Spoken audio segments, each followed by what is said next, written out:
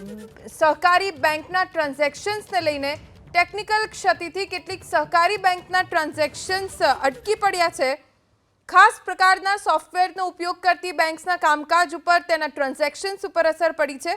Banking ટ્રાન્ઝેક્શન્સના data સલામત છે, જે એક મોટી રાહતની વાત છે. ટૂંક સમયમાં જ સ્થિતિ સામાન્ય થવાની આરબીઆઈએ ધરપત આપી. દેશની 356 બેંકના 5,000 કરોડના ટ્રાન્ઝેક્શન્સ પ્રભાવિત થયા છે અને રાજ્યની 21 બેંકના 700 કરોડના ટ્રાન્ઝેક્શન્સ ખોરવાયા. રેન્સમવેર વાયરસે બેંકોના જે સર્વર છે એમાં એટેક કર્યો છે, ત્યારે ટ્રાન્ઝેક્શન ખોરવાયા છે. ખૂબ જ મોટા સમાચાર સામે આવી રહ્યા છે. પીપલ્સ કોઓપરેટિવ બેંકના આસિસ્ટન્ટ જનરલ મેનેજર આપણી સાથે મોજૂદ છે, આશુતોષભાઈ, કયા પ્રકારે એટેક થયો છે, કઈ રીતની સ્થિતિ અત્યારે હાલની? એકચ્યુઅલી આ જેટલી પણ બેન્કો અફેક્ટ થઈ છે એ લોકો સીએચ ટેકનોલોજી કંપની છે.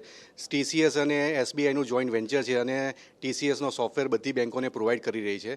અને એ લોકો પણ અલગ અલગ વેન્ડરો પાસેથી સેવા લેતા હોય ને એ સેવા બેંકોને આપતા હોય છે. એમાં એક બ્રોન્ટો કરીને એક કંપની છે જે બીબીપીએસ અને ફાસ્ટેગ સર્વિસ પ્રોવાઈડ કરે છે. જે સુરત પીપલ્સ બેંક એ સર્વિસ અવેલ કરતી નથી, પણ બીજી બેંકો હોઈ શકે અવેલ કરતી હોય. પણ એમાં એ લોકોએ જે કોડ ડેવલપમેન્ટ કોડ ડિપ્લોયમેન્ટ કરતા હતા ત્યારે એમાં રેન્સમ વાયરનો અંદર સ્ક્રિપ્ટ મળી આવી હતી અને લીધે એ એપ્લિકેશન માલ ફંક્શનિંગ કરવા માંડી હતી. અને જેવી ખબર પડી એવી એનપીસીઆઈએ યુપીઆઈ અને આઈએમપીએસ સર્વિસ બંધ કરી નાખી અને ધીમે રહીને આરબીઆઈએ જે રેન્સમવેર વધારે ફેલાય નહીં એટલા માટે આરટીજીએસ અને એનઈએફટી સેવાઓ પણ બંધ કરી હતી. પણ જેવી તુરંત ખબર પડી એવી રીતે એ લોકોના સર્વરને આઇસોલેટેડ કરી રાખવામાં આવ્યા હતા, જેથી કરીને બેન્કિંગ જે કંપની છે બેન્કિંગ ટ્રાન્ઝેક્શન કરે છે એ લોકોના ડેટાને કોઈ અસર થઈ નથી અને બધા ડેટા સેફ છે. અને એ બધું સ્કેનિંગ ડીપ સ્કેનિંગ પણ ચાલી રહ્યું છે અને ડીપ સ્કેનિંગમાં પણ કશું પકડાયું નથી. અને આરબીઆઈએ પણ એવી ધરપત આપી છે કે ટૂંક સમયમાં આ બધું નોર્મલાઇઝ થઈ જશે.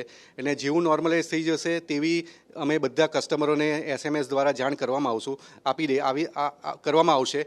અને આમાં લગભગ 356 જેટલી બેન્કો અફેક્ટ થઈ છે.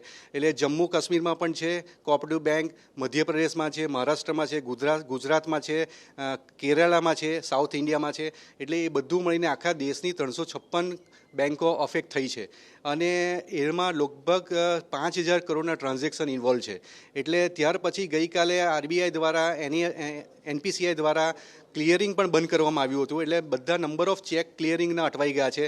અત્યારે આજે ઇન્કમટેક્સની લાસ્ટ ડેટ છે ભરવાની, એટલે લોકોના ઇન્કમટેક્સના રિફંડ ભરવાના પેન્ડિંગ છે, જીઈબીના પેમેન્ટ મોટા પેન્ડિંગ છે. એટલે એ બધા પૈસા એનઈએફટી અને આરટીજીએસ દ્વારા કરવામાં આવ્યા હતા એ બધા બંધ થઈ ગયા છે. અને પૈસા આરબીઆઈના એન્ડ પર સેટલમેન્ટમાં હજુ થયા નથી, એટલે ત્યાં હેલ્ડઅપ છે. પણ એમાં પણ કંઈ ગભરાવાની જરૂર નથી. એ બધા પૈસા ક્યાં તો બેનિફિશિયરી જમા થઈ જશે, ક્યાં તો દરેક કસ્ટમરના ખાતામાં રિફંડ થઈ જશે. એટલે કોઈ પણ જાતનું પેનિક કરવાની જરૂર નથી.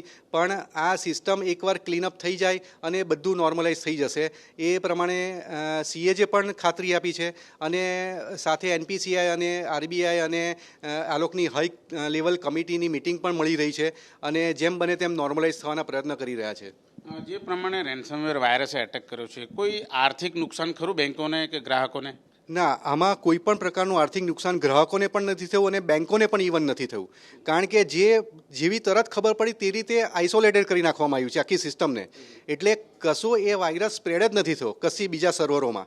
એટલે જેથી કરીને જે રેન્સમવેરનું એટેક, જે વાયરસનો એટેક છે એને લીધે બધો ડેટા સેફ છે અને કોઈ પણ પ્રકારનું આર્થિક નુકસાન નથી થયું. બિલકુલ. અત્યારની સ્થિતિએ જોવા જઈએ તો હવે બેંકોએ શું કરવું જોઈએ જેનાથી આગળ આ પ્રમાણની સ્થિતિ ન સર્જાય?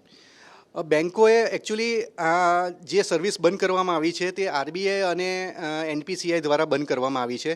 એટલે બેન્કો દ્વારા તો એની સિસ્ટમ બધી સિક્યોર્ડ છે અને બધું નોર્મલ બેઝ પર કેશ પેમેન્ટ થઈ રહ્યું છે, એટીએમ ચાલે છે, કેશ વિડ્રો થઈ રહ્યું છે. એટલે એમાં તો કોઈ ખામી નથી. જેવું આરબીઆઈ તરફથી મેસેજ આવશે અને આરટીજીએસ અને એનઈએફટી, આઈએમપીએસ, યુપીઆઈની સર્વિસ ચાલુ કરવામાં આવશે તેવું બધું નોર્મલ રીતે ચાલુ થઈ જશે અને એ બધા સંદેશા અમે લોકો અમારા કસ્ટમરને એસએમએસ દ્વારા પહોંચાડી દઈશું. બિલકુલ. જે રીતે એનઈએફટી અને જે આરટીજીએસ કરતા જે ગ્રાહકો હોય છે એ અત્યારે ડરના માહોલમાં છે કે હવે શું થશે અમારા પૈસાનું, તો એમને શું સૂચન?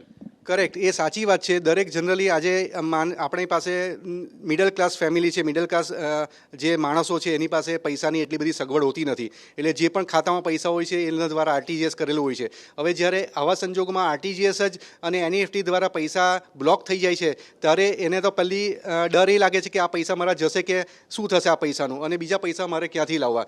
પણ એ બાબતમાં હું જણાવવા માગું છું કે કોઈ પણ કસ્ટમરે કશું પણ પેનિક કરવાની જરૂર પડશે, કોઈ પણ ડર રાખવાની જરૂર નથી. એ બધા પૈસા સલામત છે અને એ પૈસા બધા પાછા આવી જશે એના ખાતામાં.